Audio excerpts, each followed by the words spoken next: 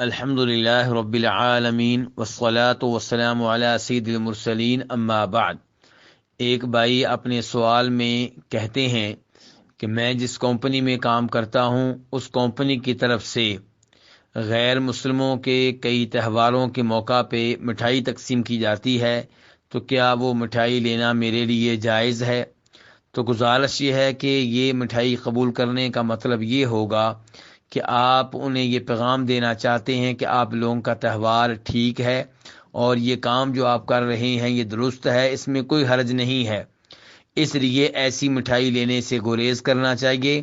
اور اچھے انداز سے اخلاق کے ساتھ مدد کر لینی چاہیے اور بتا دینا چاہیے کہ ہمارا دین ایسے تہوار منانے کی اجازت نہیں دیتا، اس لیے میں یہ مٹھائی لینے سے قاصر ہوں۔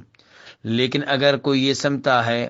کہ اگر میں نے مٹھائی قبول نہ کی تو میری کمپنی مجھے فارغ کر دے گی اور مجھے کام نہیں دے گی، تو مجبوری کے عالم میں ایسی مٹھائی لینا جائز ہوگا۔ لیکن اگر غیر مسلموں کے تہوار کی مناسبت سے